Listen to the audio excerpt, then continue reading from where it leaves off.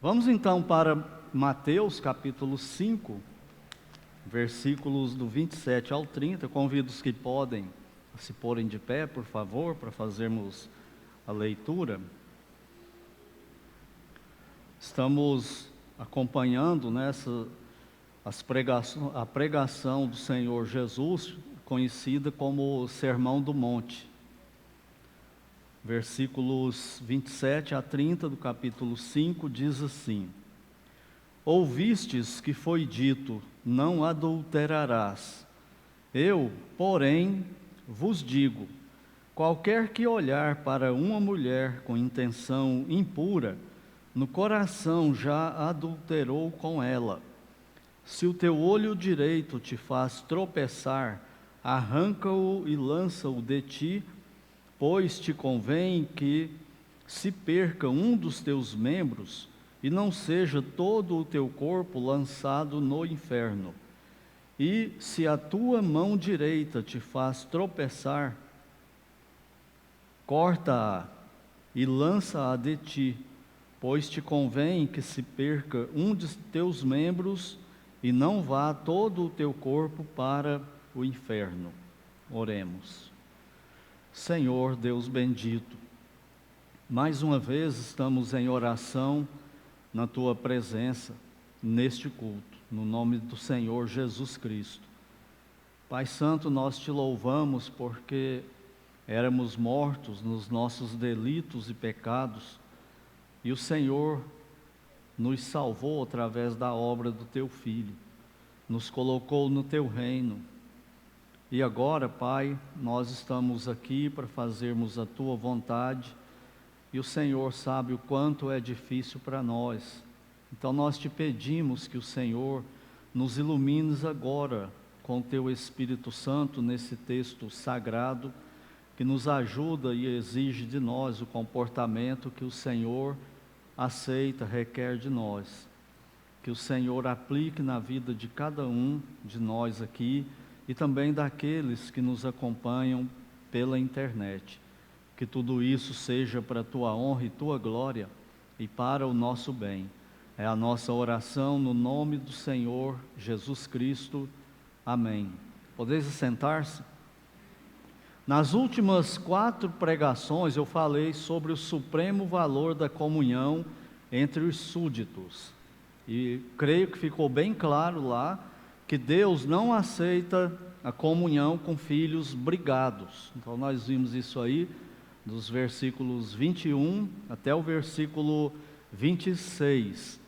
E ressaltei também que para obedecer esse mandamento de Cristo, de resolver problema de pecado um com o outro e etc., é preciso arrependimento, pedir perdão e perdoar.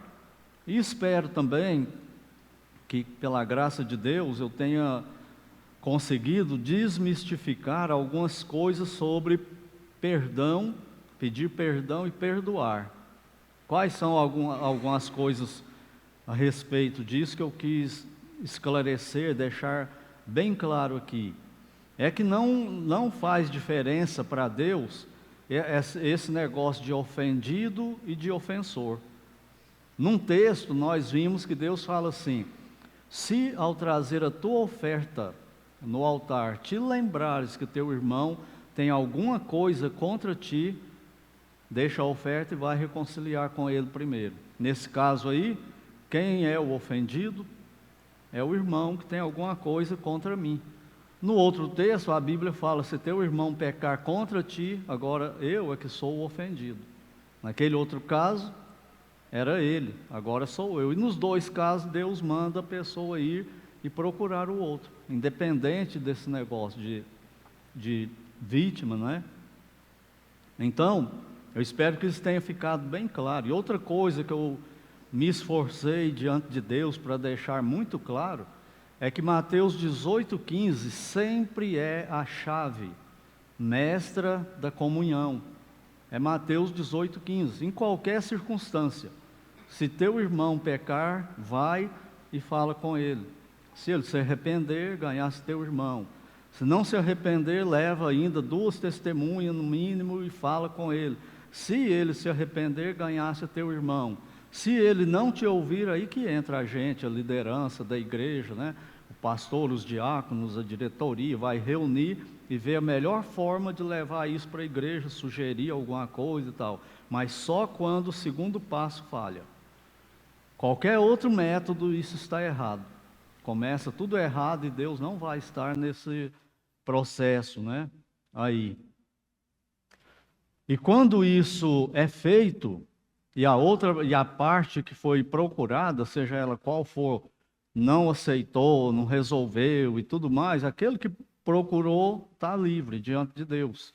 E o outro continua culpado. Então não vale a pena, né? Melhor resolver do jeito que Deus manda, né? E hoje nós vamos ver um outro mandamento igualmente difícil para nós, que é a pureza sexual no reino. Como deve ser isso no reino de Cristo? Como que deve ser o comportamento dos crentes, agora na nova aliança? Uma primeira coisa que nós devemos ter em mente para dar continuidade é o seguinte: o sexo, ele foi criado por Deus e ele é abençoado por Deus, só que dentro das regras de Deus, não é de qualquer jeito. Ele criou e ele abençoou, mas dentro dessas regras. Quais são essas regras? Então, é para um homem e uma mulher, que isso fique bem claro, um homem e uma mulher. Não é homem com homem, mulher com mulher, homem com animal, mulher com animal, não, é um homem e uma mulher, maduros e casados.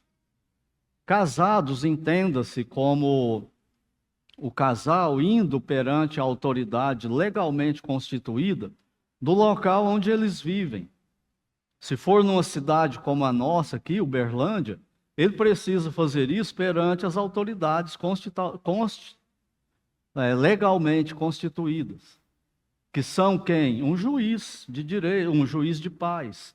Ele vai até essa autoridade, num cartório, e o juiz vai celebrar o casamento. Quem faz casamento diante de Deus é o Estado, não é a igreja. A igreja faz uma cerimônia bonita, faz uns rituais, chama Deus para participar, né? A gente abençoa e etc. e tal. Mas legalmente para Deus, a pessoa só é casada se for perante a autoridade legalmente constituída. Se casar só na igreja, fizer aquela cerimônia bonita, para Deus está amigado, não está casado. Por quê? Porque Deus define muito claramente na Bíblia qual é o papel do Estado e qual é o papel da igreja. Quando nasce a criança e vai registrar, ou o casal vai se separar por um motivo qualquer, quem vai fazer isso? É a igreja? Quem vai determinar guarda de filho e essas coisas? É a igreja que faz isso? Não, é o Estado, não é? Por quê? Porque é o Estado que legisla sobre isso, não é a igreja. Então, seja numa cidade como a nossa, seja numa aldeia, numa tribo lá da Austrália, da África, aqui do Brasil, em qualquer lugar, o casal precisa ir perante a autoridade constituída e realizar esse casamento. As duas famílias presentes, representadas ali, concordando com tudo aquilo ali, quando a autoridade declarar marido e mulher, casou para Deus, não importa se é crente, se não é, e agora deve ir até a morte de um dos dois. Então é um casal, né? Um homem, uma mulher, maduros, se casam. Qual o propósito de Deus nisso? O prazer do casal, casado, e a procriação da raça humana. A raça humana procria através disso. Então, dito isso, vamos ao nosso texto de hoje, vamos ver o que o rei diz sobre seus súditos e a pureza sexual. Começando aí com o versículo 27. Jesus Cristo diz assim: ouvistes que foi dito.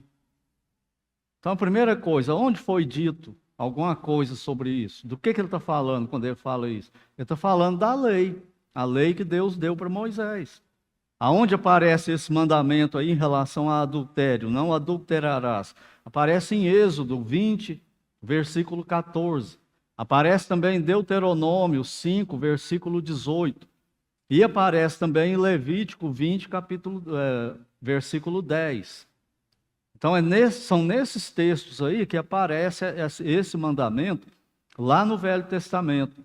Por que que Deus deu isso para Israel, lá no Velho Testamento?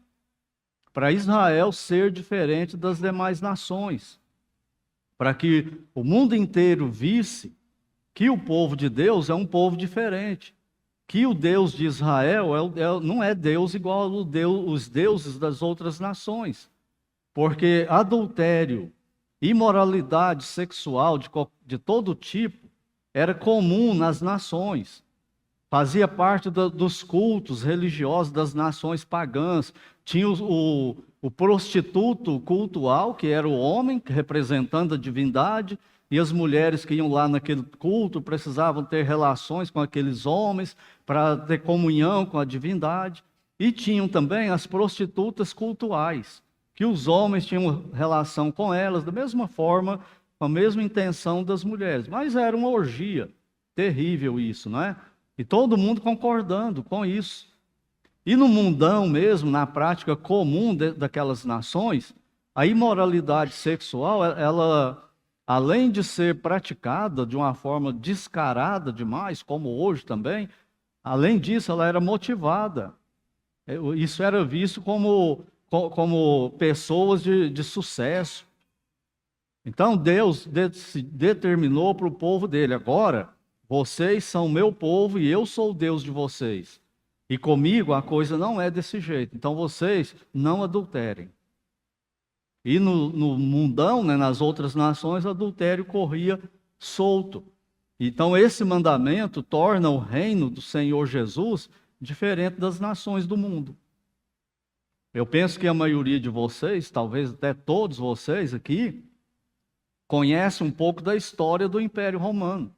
Como que era o Império Romano na área de moral, sexual? Uma depravação absurda. Tinha de tudo e era muito permitido, era motivado. E Cristo está falando, entre os meus súditos, não. Entre os meus súditos, a ordem é: não cometerás adultério. Continuando, o que é adultério no contexto bíblico? O mandamento é: não adulterarás. Mas o que é o adultério? Hoje no Estado, né, na lei, tem várias interpretações, várias explicações, né, com relação a isso. Mas biblicamente, para Deus, relação sexual entre pessoas casadas com alguém que não seja o seu cônjuge, isso é adultério. Mesmo entre um casado e um solteiro. O solteiro foi envolvido no adultério. Por quê? Porque essa pessoa é casada com a outra pessoa. O que bagunça tudo, mais ainda nos nossos dias, é que um bom número dos casais hoje que moram juntos não são casados, são amigados.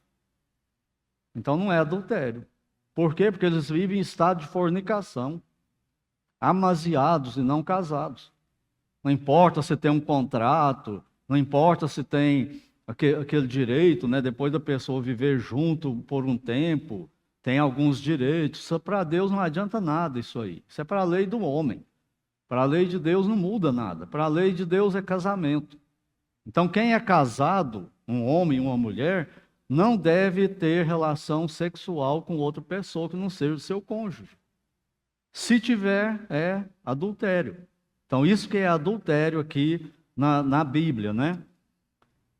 Como hoje ele continua falando: ouviste o que foi dito, não adulterarás. Agora ele fala assim: eu, porém, vos digo. Por que ele fala isso? Porque no tempo de Cristo era parecido com os nossos dias.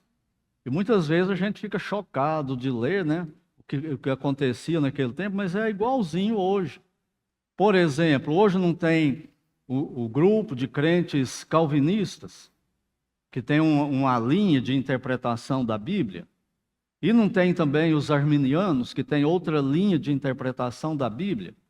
E eu, quando escuto um intérprete da Bíblia pregando, ensinando, lendo comentário, assistindo um vídeo com ele ensinando, eu concordo ou não com ele, eu vou seguir ou não aquilo que ele está falando. E você também, não é? No tempo de Cristo era a mesma coisa. Tinha os rabinos, né, que tinha várias linhas de rabinos interpretando a lei. Um falava que era de um jeito, outro falava que era de outro jeito. Então havia uma confusão em relação ao que a lei dizia, né? E Cristo agora ele vem com uma autoridade e por isso que ele fala aí, eu, porém, vos digo. E agora ele vai dar a interpretação dele sobre a lei. E era uma interpretação com autoridade. Deixa marcado aí, dê um pulo comigo aí no capítulo 7, versículos 28 e 29. Aí é o final do Sermão do Monte. Capítulo 7, versículos 28 e 29. Depois que ele prega essa mensagem chamada Sermão do Monte, olha a primeira consequência, o primeiro resultado. Quando Jesus acabou de proferir estas palavras, o Sermão do Monte todo, estavam as multidões maravilhadas da sua doutrina, porque ele as ensinava como quem tem autoridade, não como os escribas. Os escribas falavam como os pregadores de hoje, os intérpretes. É assim, eu entendo assim, eu entendo assado. Cristo não, ele vem e fala, é assim, com autoridade divina.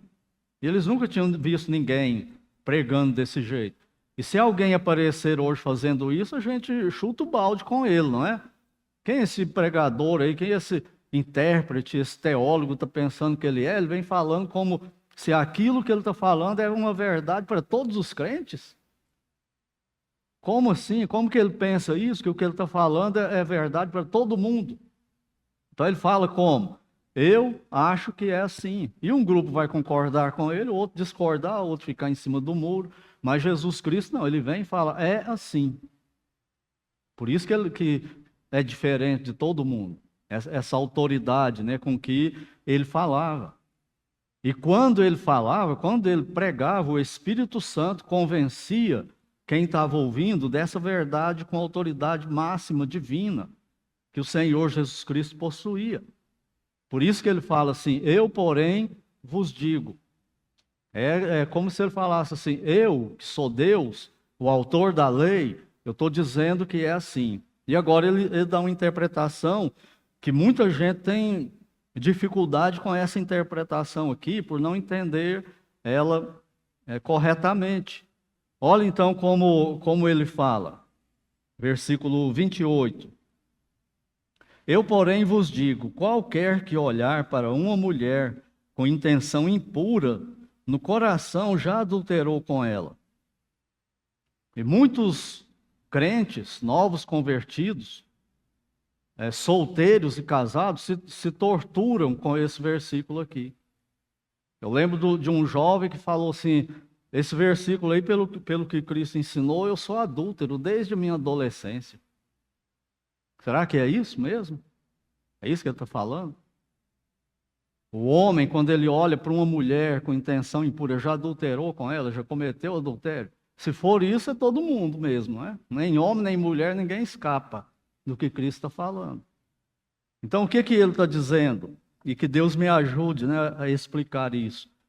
Ele está dizendo o seguinte, não é só olhar para a mulher tendo pensamento impuro. Se for assim, o homem tem, o tempo todo. É que ele usou o homem, né, mas a mulher também. Tem pensamento impuro, o tempo todo. O que ele está dizendo aqui é que o adultério começa a acontecer no coração do homem casado e da mulher casada quando olha para outra pessoa e começa a consentir com o adultério.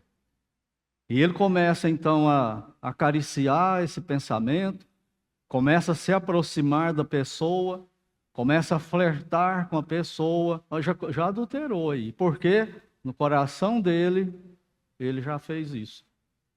Só não aconteceu ainda, muitas vezes, porque a mulher resiste, ou o homem. Mas se deixar por conta de quem está iniciando, seria imediato, alguma coisa imediata, que era aprovado, né, tolerado na sociedade e tudo mais, no tempo de Cristo e em todas as épocas também. Hoje, então, nem se fala, né? Então, é isso que ele está dizendo. Porque se for apenas o olhar, Imagina só um rapaz solteiro. Ele olha para uma mulher e tem intenção impura com ela naquela hora ali. Ele adulterou com ela já? Ele é solteiro, como que ele adulterou? E não teve o fato. Estão entendendo bem como que é? Então é a partir do momento que a pessoa concorda no coração dele com isso, ele já foi para o adultério. É questão de tempo. Aí ele vai trabalhar para que aconteça na prática. Em momento nenhum ele reprime isso, em momento nenhum ele maldiz isso, em momento nenhum ele não condena isso, ele vai dando um jeito de se explicar. Que vai ser bom, que vai dar certo, que não é pecado, e etc, etc, e vai, até consumar o fato. Então, isso é o adultério. E aquelas olhadas impuras, acontecem? Acontece, não tem como evitar. Nem o homem, nem a mulher. Quando a mulher vê um homem bonito, ela olha. E se ela não cuidar, ela vai para a impureza sexual. O homem, então, nem se fala.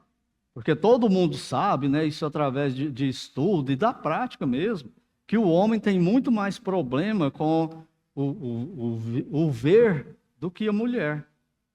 Por isso que toda propaganda de qualquer coisa tem mulher envolvida. E geralmente mulher mal vestida, despida. Por quê? Porque na sociedade em geral, quem que compra? Quem que gasta mais dinheiro para comprar? O homem. Qual é o alvo deles? Os homens. O foco é o homem. Então eles fazem isso. Por quê? Porque eles sabem disso aí. O homem tem problema com o que ele vê. A mulher tem problema com o que ela ouve, né? E com outras coisas mais. E a propaganda foca isso. Por isso que sempre tem uma mulher seminua. Seja propaganda de jogo, de jogatina, seja propaganda de campeonato brasileiro, seja propaganda de bebida, de cigarro, de carro, qualquer outra coisa. Tudo tem mulher. Para quê? Para o homem olhar. E como diz um pastor aí, né, que prega muito sobre isso, ele fala assim, o homem gosta de ver e a mulher gosta de mostrar. Aí pronto, né? O diabo entra, faz a festa, corrompe todo mundo, inclusive cristãos, evangélicos, salvos, e eles acham que está tudo bem com Deus. E estão se contaminando, cada vez mais se contaminando. Então, se esse olhar, né, pecaminoso e tal, ele não é adultério, não é o que Cristo está falando aqui, então ele está liberado. O homem pode pensar assim, eu não resisto a olhar para uma mulher bonita. E a mulher, eu não resisto a olhar para um homem bonito. Então está liberado, porque isso não é adulterar. Não, aí vai para o outro lado da pureza sexual, da lascívia, da devassidão, da promiscuidade. Você vai ficando impuro, você vai abrindo brechas e vai se corromper. E o solteiro vai para a fornicação. E o casado vai para o adultério. E os dois estarão condenados diante de Deus. Então é isso que ele está falando aqui. Para Cristo, quando o homem olha e a mulher olha e consente no coração, já é adultério. Então o adultério começa no coração. Uma vez eu preguei sobre um livro chamado Transformados na Sua Imagem, e todo culto eu começava, todo estudo, com Provérbios 4, 23, que diz lá, guarde o seu coração, porque dele procedem a vida e a morte. De onde que procede? Coração. Não é do diabo, de demônio, nada disso. O diabo e o demônio, ele presta atenção quando você está indo para a lascívia, está indo para a impureza sexual. Eles sabem. Nós não sabemos. Quando tem um homem e uma mulher flertando em qualquer ambiente, os dois casados ou solteiros, a gente não percebe? Aquele homem ali está interessado naquela mulher. Ou aquela mulher está interessada naquele homem. Pode negar até a morte, mas está todo mundo vendo. Se nós percebemos, imagina o diabo e os demônios, que têm muito mais percepção do que nós. Tem uma sabedoria muito mais aguçada, só que para o mal, né? Imagina como que eles não sabem. Como que eles percebem isso, eles tramam e eles preparam a armadilha, vai colaborando, mas eles só usam aquilo que a gente está dando oportunidade para eles. Mateus 15, 19, dá para a gente ler esse versículo aí? Algumas páginas aí para frente, olha só o que o Senhor Jesus diz. Mateus 15, versículo 19. Porque do coração procedem maus desígnios, más intenções, maus pensamentos. Quais são? De onde vêm essas coisas? Do coração, pecaminoso. Homicídios, qual é a próxima palavra aí? Adultério. No grego, essa palavra é moicheia. É a relação sexual entre pessoas casadas com quem não é seu cônjuge. Prostituição, que é a palavra porneia, essa palavra aí é aplicada a qualquer pecado sexual. Essa palavra porneia. Furtos, falsos testemunhos, blasfêmias. De onde vem tudo isso? Do coração. Está no meu e no seu coração. A hora que isso está nascendo, germinando, nós temos que matar. Senão, vai virar pecado de fornicação ou pecado de adultério. Vai ser um dos dois. Por isso nós temos que manter pureza. Por isso nós temos que ter cuidado. Por isso que mulher crente tem que ter cuidado, não só no culto, mas em qualquer lugar com o tipo de roupa que ela veste. Decote na frente, decote atrás, justo demais, curto demais. Por quê? Porque ela está chamando a atenção do homem para o corpo dela e ele vai pecar. E é só ele que é culpado? Não, ela também. Como aquele pastor fala, o homem gosta de ver e a mulher gosta de mostrar, de se achar. Aí vai chamar o pecado. E quando vê, a igreja está em pecado, Deus não abençoa e ninguém sabe por quê. Pode bem ser coisa desse nível aí na área de impureza sexual. Na vida da igreja, na vida da pessoa fora da igreja, acabando com o casamento, acabando com o namoro, noivado, por causa de impureza sexual. Lá em Gênesis, o nosso tempo está avançado, nós não vamos ler, mas todo mundo aqui, eu acho que conhece a história de José no Egito, não conhece? O que a Bíblia fala que acontece quando o Potifar, o oficial do faraó, leva José para trabalhar dentro da casa dele? O que a Bíblia fala sobre a mulher de faraó? Quando ela pôs os olhos em José, ela começou a planejar para ter um caso com ele. Ela começou a pensar, ela olhou para José e achou ele bonito. Ele chamou a atenção dela. E o que ela fez? Ela começou a tramar. É isso que Cristo está falando aqui. Nesse momento, ela começou a adulterar. Em algum momento, ela falou, não, isso está errado, isso é pecado, eu não posso fazer isso contra o meu marido e tal, meu casamento, meus filhos. Não, ela não pensou nada disso. Ela simplesmente foi avante, ela foi levando. Todo dia tentando, todo dia tentando. Então, no coração dela, ela já tinha adulterado. Ela só não levou isso para a prática porque José não aceitou. José fugiu. Ele correu. E provavelmente ele foi afamado, mal afamado. Fizeram piadas com ele por causa disso. O cara correu da mulher do Potifar, igual hoje. Se ele tivesse topado, ele seria o tal no meio dos homens lá. E é assim que é o crente. A diferença entre o crente e o não crente. O crente foge de pecado. O incrédulo corre para o pecado, vive nele. E se sente bem ainda, não fica incomodado, não. O crente não. O crente, o Espírito Santo não permite. Então, para Cristo, o que ele está dizendo aqui, é que esse homem, quando ele olha para a mulher e no coração ele consente, ele já adulterou com ela. E o mesmo vale para os solteiros em relação à fornicação. O que é fornicação? Adultério é relação sexual entre pessoa casada com outra pessoa que não é o seu cônjuge. Isso é adultério. O que é fornicação?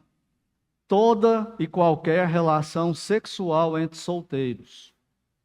Pode ser homem com homem, mulher com mulher, homem com mulher. São casados? Não.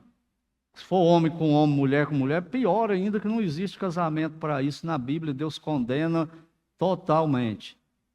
E o homem e a mulher que não são casados e praticam relação sexual, é fornicação, equivale ao adultério para quem é casado. É um pecado no mesmo nível. Quando que começa? No coração. Quando um rapaz olha para uma moça e começa a ter pensamentos impuros com ela. Acha ela bonita, começa a medir o corpo dela, imaginar coisas com ela. E aí ele vai para cima, ele vai atrás. E a mulher a mesma coisa. Então, se ele não para isso, eles vão fornicar. Mas para Deus, no coração, quando ele já está com essa intenção, ele já é um fornicário. Já está na prática disso para Deus, né? E só não consumou ainda porque um dos lados aí estão resistindo à coisa. Então é o que Cristo está falando aqui. Agora, olha nos versículos 29 e 30, a radicalidade do rei para o súdito manter a pureza sexual. Ele fala assim, ó, versículo 28. Se o teu olho direito te faz tropeçar, arranca-o e lança-o de ti, pois te convém que se perca um dos teus membros e não seja todo o teu corpo lançado no inferno. Isso aqui é claro que é uma figura de linguagem, né? Uma hipérbole, um exagero que ele está usando. O que ele está falando é assim, esse tipo de pecado é tão grave que você tem que fazer o que for preciso para evitá-lo. Você tem que ser radical com ele. Tudo aquilo que vai estar te levando para esse pecado, tira da sua vida. Rompa com isso. Numa pregação lá na Conferência Fiel esse ano, um dos pregadores lá, que eu não me lembro mais qual foi deles, acho que foi o pastor Mark Dever, ele disse o seguinte: pega o seu celular. Todo mundo pegou o celular. Quando o pregador fala isso, todo mundo gela, né? Pega o seu celular aí e abre ele. Abriu, abri. Agora olha aí, qual aplicativo que te leva para esse pecado? Olha, enumera. 1, 2, 3. TikTok, tem mulher sensual, homem sensual dançando, te faz pecar, te faz ficar impuro? Exclua. Esse outro aplicativo faz você fazer isso? Exclua. Você não consegue, seu celular, você já tá dominado, quebra o celular. Mas eu trabalho, arruma outro serviço. É radical. Se você não for radical, você não vence esse pecado. E isso é com qualquer pecado. Se você não tiver uma atitude radical, você é fadado a ser escravo dele para a vida toda. Sempre acreditando que vai chegar um momento que vai dominar. Não vai. Presta atenção, Cristo nunca fala, aliás, a Bíblia nunca fala para a gente fugir do diabo. Fala para resistir o diabo e ele foge. Mas o que a Bíblia fala em relação ao pecado? Foge dos desejos da tua mocidade. Imite José, o pecado bateu na sua porta, corra, você não pode com ele. Você vai cair.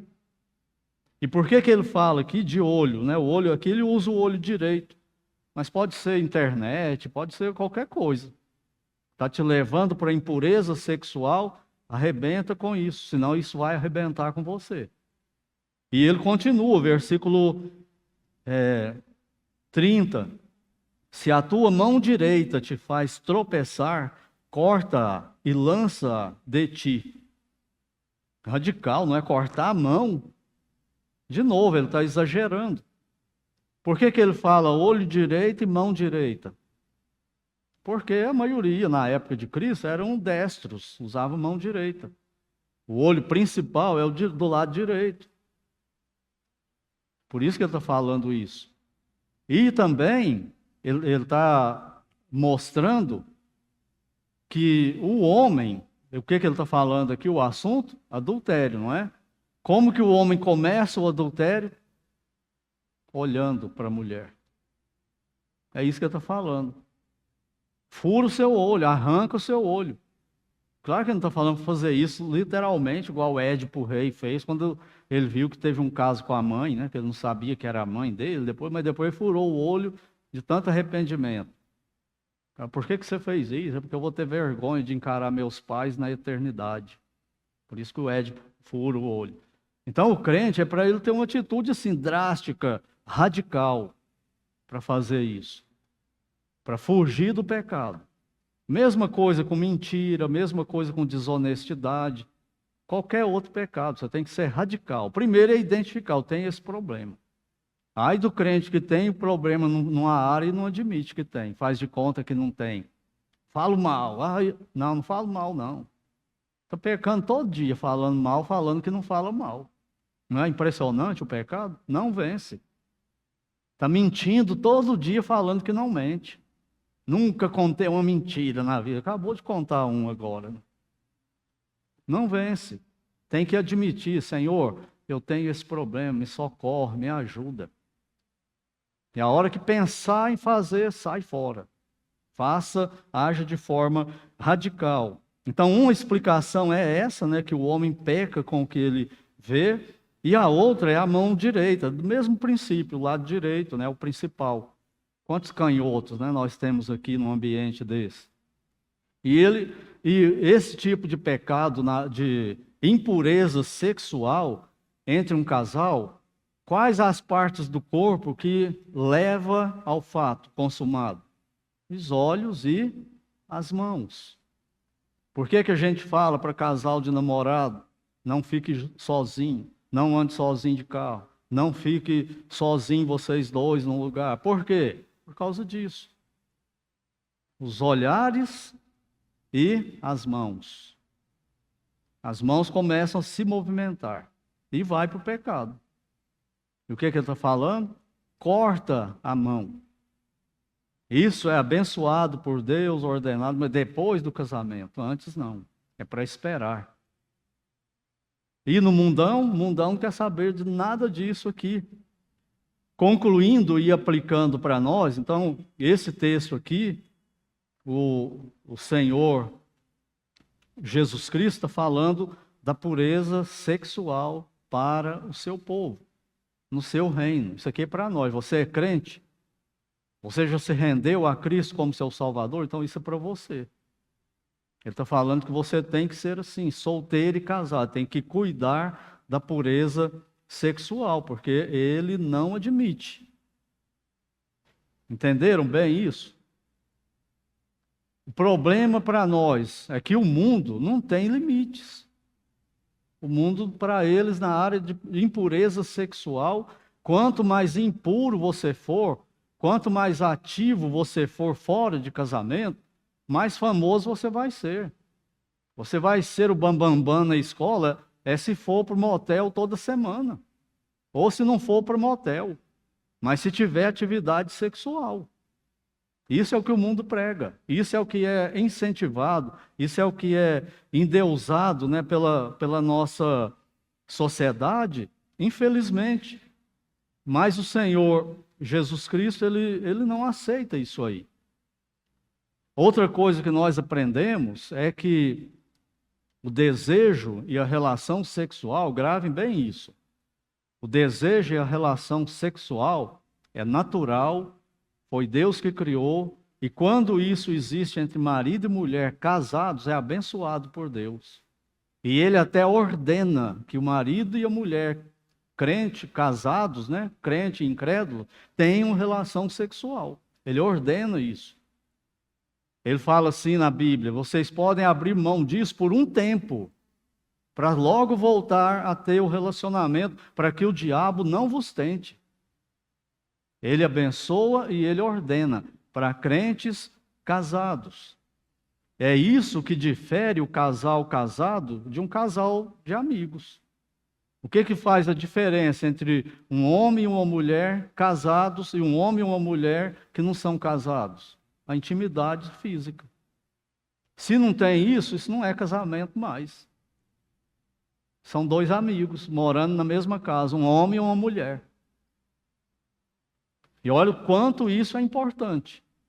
E aí o diabo entra, né, e vê os dois daquele jeito e começa então a usar oportunidades que eles estão dando de pensamentos impuros, pondo olhos em outras pessoas que não é o cônjuge, e aí eles vão caminhar para isso e vão cair. Por isso Deus está falando para nós, cuidado. Cuidado, eu não admito isso. Quando você começa com isso no seu coração e não reprime isso, como o povo fala hoje, né? Não repreende, né? Isso, fala, não, isso não vai entrar na minha vida, isso está errado. Eu não vou por esse caminho, eu me recuso a ir. O diabo foge. Mas quando ele fala, eu sou fraco, eu não aguento, isso é assim mesmo, é a carne, são os hormônios. E são, por isso que tem que evitar. O máximo que puder. Já repararam que a palavra hormônio parece demônio? Não parece? Hormônio, demônio. Está bem pertinho ali. E aí os dois se ajudam ali, o hormônio e o demônio, pronto. Agora vai cair em pecado. Não segura. Pode ser o crente mais fiel da terra. Quantas histórias de grandes pregadores aí nós temos que caíram em pecado sexual? Esposas de pastores, esposas de missionários caíram na imoralidade sexual. Por quê? Por causa que não se cuidou. Quando começou, não saiu fora. Deixou isso crescer, né, no coração. O desejo em relação sexual por outra pessoa, além do cônjuge, vem do diabo. Enquanto o desejo sexual e a prática entre casados vem de Deus e Ele abençoa, isso é bênção, o contrário é maldição. É amaldiçoado por Deus e traz desgraça para a vida da pessoa. Vai arruinar com a vida da pessoa. Vai acabar com o casamento, vai acabar com a vida da esposa, vai acabar com a vida do marido, vai acabar com a vida de filhos, vai acabar com a vida dos sogros, vai ser um inferno só dali para frente. E sabe-se lá as consequências do que vem pela frente, em todo mundo. Então não é nada inteligente. Então lembrem-se disso, né? Qualquer coisa de impureza sexual é adultério, fornicação, prostituição, homossexualismo. No mundo, isso tudo aí é permitido, não tem limite, o mundo é promíscuo. Mas no reino de Cristo, não. Ele fala, os meus súditos têm que ser assim, como ele acabou de falar aqui, né? E hoje em dia, tudo agride a gente sexualmente. Você vai assistir uma coisa na televisão, aí você tem que tirar. Outro dia eu estava assistindo um programa de perguntas e respostas. Aí aparece uma cena, você tem que sair fora. Se você ficar ali, você vai acostumar. Você vai embora no pecado. Mas o que o mundo fala? Ah, não, isso é muito radical, quer ser muito santo, quer ser melhor do que todo mundo. Então queira. Queira mesmo, senão você vai cair. Ah, eu vou lá na praia, mulher de asa delta e fio dental, passando para lá e para cá. Não sinto nada, não. Não, então vai. Depois ele está com aquelas imagens na mente, projetando aquilo na esposa, arruinando o casamento dele. Por quê? Porque não foi cuidadoso. Está te fazendo pecar, arranca. Não, eu não posso ir em praia desse jeito. Então o senhor é contra a praia. Eu não sou contra a praia, eu gosto de praia. O problema são as mulheres lá na praia, que não se cuidam. Não me ajudam nem um pouco. Esse é o problema. Problema em campo de futebol, você vai assistir um jogo, é pecado ir no campo? Não, eu prefiro não ir. Às vezes eu vou, quando o jogo é muito atípico, é muito palavrão, muita briga, muito xingamento de jogador, do próprio time, contra o adversário, contra a arbitragem, contra todo mundo, é um inferno só, o tempo todo. E você ali no meio, falando, eu quero ser santo aqui, eu quero ser cheio do Espírito. Está difícil desse jeito aí. Os ambientes que vai, os amigos que tem, tipo de conversa, tipo de coisa que assiste. Eu falei aqui outro dia e vou repetir. Os estudiosos de hoje, eles falam que a coisa mais fácil de mudar uma pessoa hoje são as novelas. É outro nome que tem hoje aí, como que chama? Séries. É pecado assistir série? Depende da série que você está assistindo. Se tiver um veneno de ateísmo lá, você vai virar ateísta. Se tiver um veneno de budismo, você vai virar budista. Quando você vir, você já está defendendo algumas ideias budistas, sem ver. Por quê? Por causa disso. Está fazendo pecar? Arranca. Ah, mas é tão legal, eu gosto tanto daquele filme, mas não vou assistir mais não. Por quê? Por causa do rei. Eu pertenço a ele, né? Eu não sou mais meu. Eu pertenço a ele, eu sou súdito dele. E ele é radical nisso. E olha como que ele continua essa radicalidade. Final do versículo 29. Arranca o olho e não seja todo o teu corpo lançado no inferno. Corta a mão e não seja o teu corpo, todo o teu corpo, impeça que todo o teu corpo vá para o inferno. Esse tipo de pecado faz a gente perder a salvação? Não. Salvação, a base é Cristo e é eterna. Mas quando a pessoa está vivendo na prática dessas coisas, evidencia que ela nunca foi salva. É isso que eu estou dizendo. Esse tipo de conduta aí, de adultério, fornicação, impureza sexual, aqueles namoro carnal, bem pecaminoso, e continua e gostando e defendendo isso e tudo mais, é coisa de pessoa que não é salva.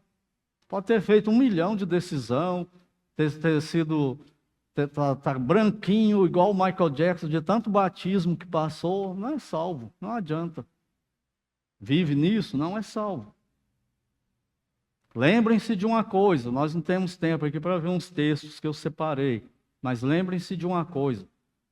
O pecador é salvo pela graça, somos, mas o pecador é condenado pelas obras. O que vai aparecer no dia do juízo final? Vão abrir quais livros? Os das obras. Olha a sua vida, as suas obras, o que você fez? Está lá, cheio de adultério e fornicação. Ah, mas eu pensei que eu era salvo, eu gritava, eu tenho certeza da minha salvação, porque eu fiz uma oração um dia. Olha a sua vida, como foi. Você nunca veio a mim, você nunca deixou eu ser o seu rei, você nunca foi meu súdito, minha súdita.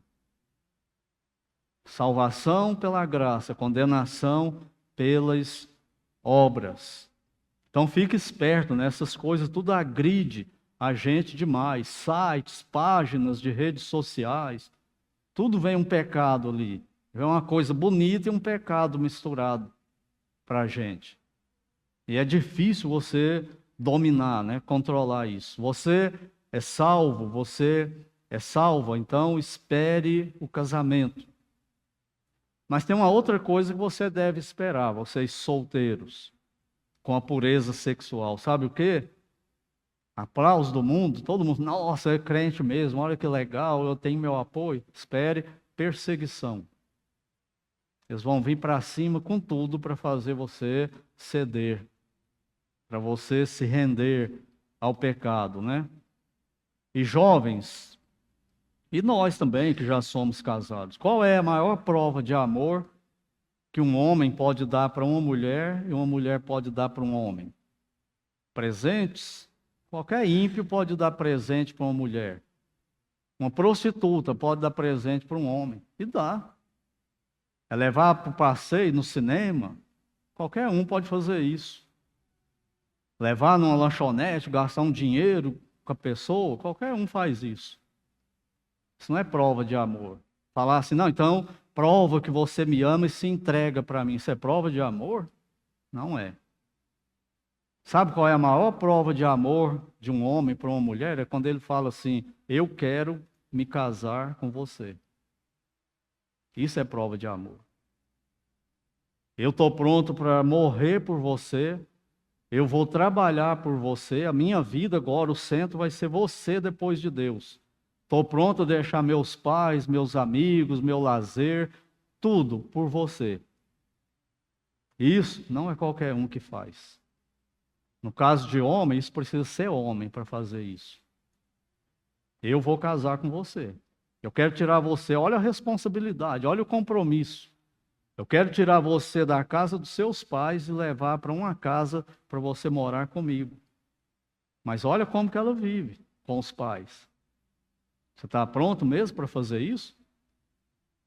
Tem que ter trabalho, tem que ter maturidade, tem que ter caráter.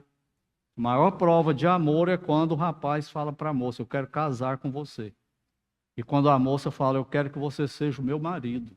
Eu vou me entregar para você depois do casamento. Aí você vai saber se ele te ama mesmo ou não. Qual é a ilustração maior do casamento? Cristo e a igreja. Cristo falou assim para nós: eu quero me casar com você. Eu vou fazer o que for preciso, eu vou às últimas consequências, eu vou dar minha vida por você, eu vou morrer por você. Eu morro no seu lugar. E eu vou cuidar de você para a eternidade, isso é aliança. Isso não tem fim. Por isso que o casamento é até a morte e a gente usa aliança. É aliança. Não é contrato, contrato acaba. Contrato pode ter prazo de validade. Mas quando um homem chega de verdade para uma mulher e fala, eu quero casar com você, ele está falando assim, eu quero ir com você até a morte. Sei seus defeitos, suas dificuldades, mas eu quero você para ser minha esposa. Igual Cristo com a gente, é aliança, não é contrato. Então lembre-se disso, isso é a maior prova de amor que um homem e uma mulher podem demonstrar um para o outro. Deixo tudo por você. E o mais grave de tudo, né, é que ele fala que quem vive assim vai para o inferno. Quem vive em adultério, quem vive em fornicação, em impureza sexual, vai para o inferno. Por causa disso? Não, porque não deixa isso. Isso é marca de quem nunca se converteu. E ele vai falar isso lá em Apocalipse. 1 Coríntios ele fala, nem bêbado, nem sodomita.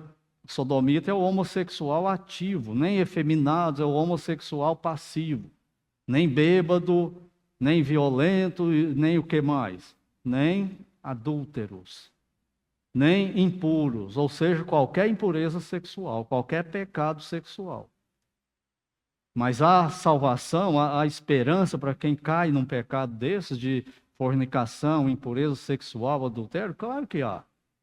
Ele fala em 1 Coríntios, isso foi o que vocês eram, mas vocês foram lavados pelo sangue de Cristo, foram comprados, foram justificados, agora vivam em pureza. E é para nós que ele está falando isso. Então lembre-se disso, se você não tem Cristo como seu Salvador, vive em impureza sexual e gosta disso, corra para Cristo e clame a Ele por salvação. Ele perdoa, Ele restaura, Ele purifica, arrependa-se. E quem cai num adultério, mesma coisa, se ele se arrepender, Deus perdoa, purifica e quer que ele pare com isso. Então que Deus nos ajude. E vamos analisar a nossa vida. Nós somos cidadãos do reino, nós vivemos isso aqui, obedecemos, lutamos ferozmente para praticar a pureza sexual na nossa vida, seja solteiro, seja casado. Isso é evidência de quem é convertido.